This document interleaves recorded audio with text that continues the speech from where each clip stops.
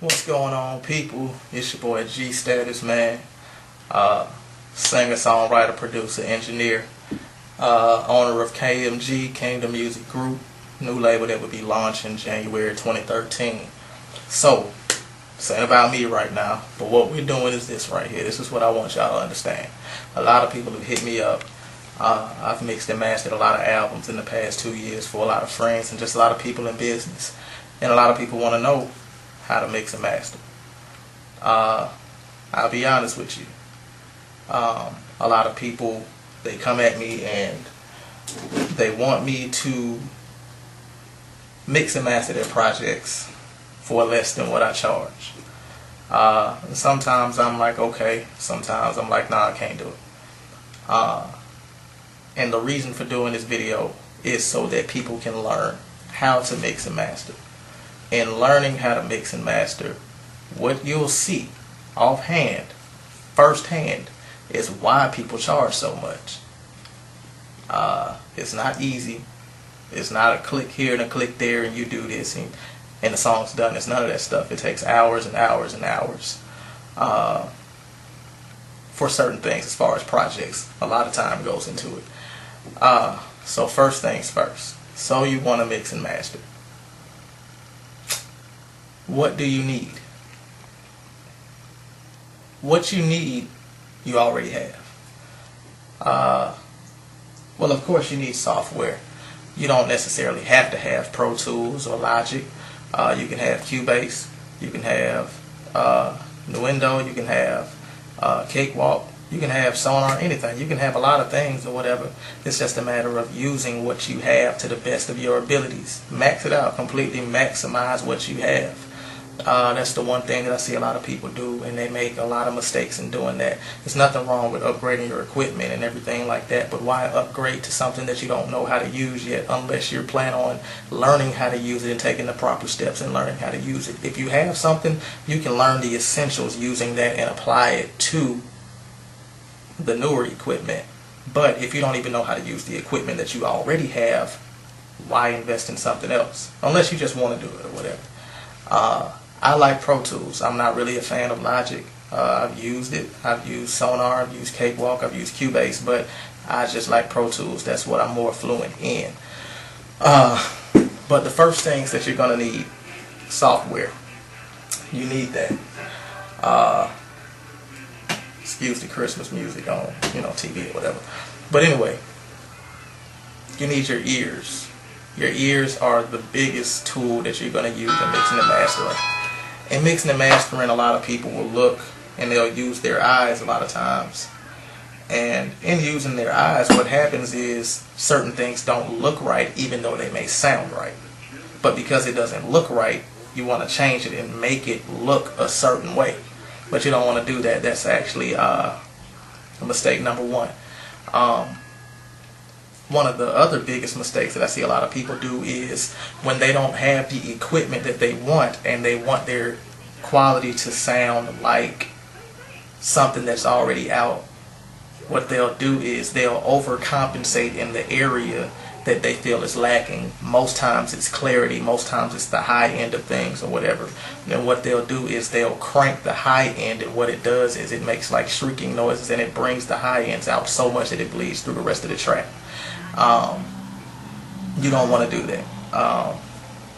It'll mess up your whole mix. And the thing about it is, mastering is a completely different aspect.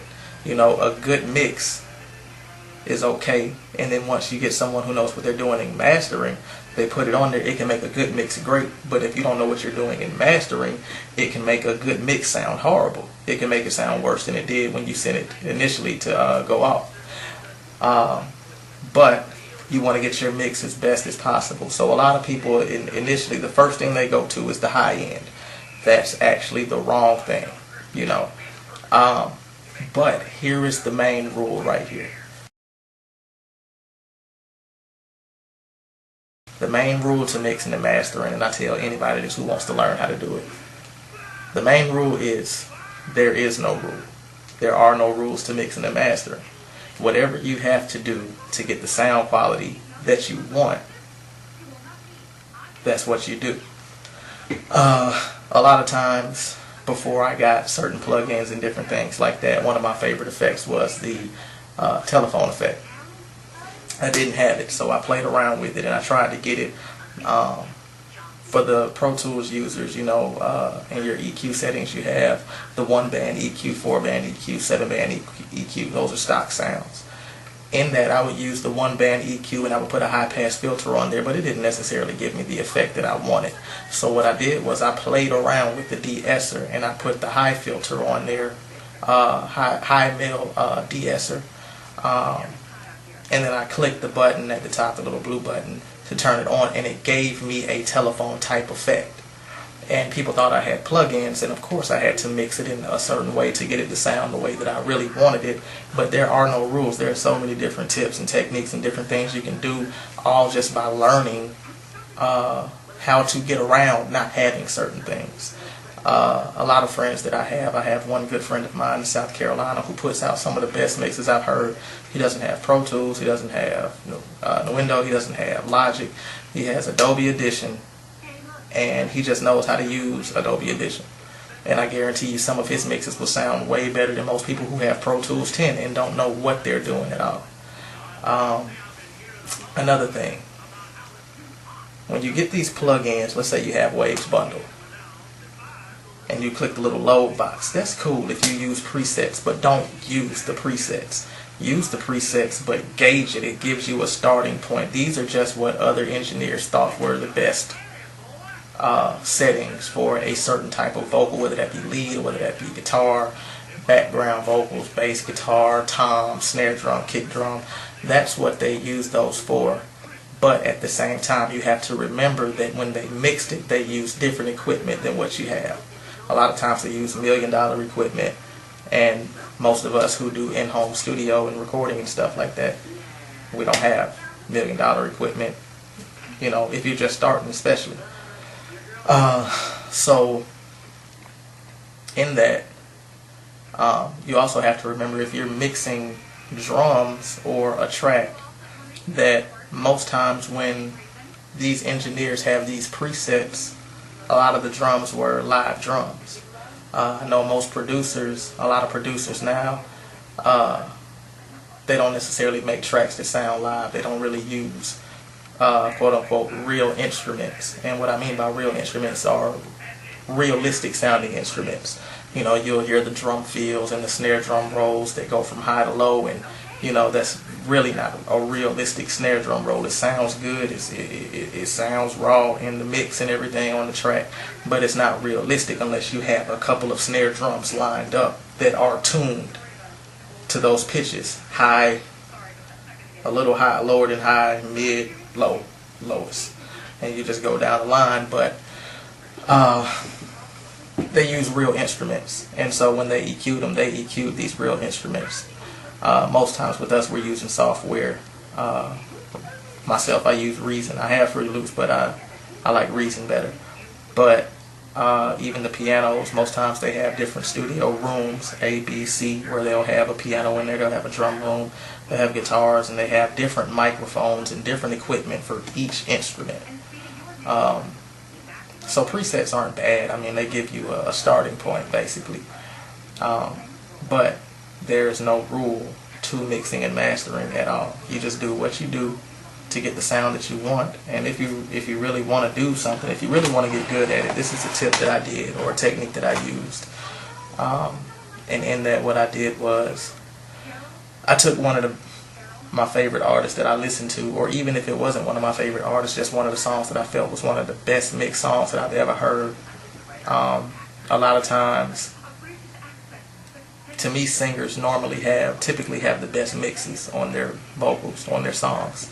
Beyonce's stuff is by far some of the best mixed and mastered that I've heard across the board. And this doesn't have anything to do with genre. I'm just naming, different people. Usher has some really great mixes. Even as of late, I've actually liked Miguel's mixes. And some rappers, they have their, they sound good. Some of their engineers are really good. But you can actually take a track that you really like, that's mixed really well, load it up in Pro Tools or whatever program that you're using, and then load your track up and as you're loading your track up, mix your song to get it to sound as close to that song as you possibly can. It'll take a long time because you're not going to do it right off the bat. It's not going to happen. It's just not going to happen. There's so many things that you have to do, and cutting and boosting and compression and expanding and gates and mid and side and EQs and stereo and what else is there? Limiters, different things like that. You have to learn how to use a lot of these things. But one thing that I know and that I've learned is that a little bit of each will go a long way in the end. If you do too much on too many things, it's going to make your mix sound horrible, and there's only so much that you can fix in the mastering process. If your mix is horrible, your master's not going to come out that good. That's just plain and simple. It's some things that you can fix in the master, or some things that you can't. So the first thing is to get your mix to sound as good as you possibly can get it. Once you do that, you're good to go. So this is just part one of So You Want to Mix and Master. I know I didn't show you any screenshots, but these are just certain things that people need to hear before they even get behind a computer screen or get in front of a computer screen. A lot of times we'll jump right into something and not know what we're doing, and then we're doing things, and then we're learning stuff the wrong way, and then we have to unlearn those things. And once we unlearn those things, then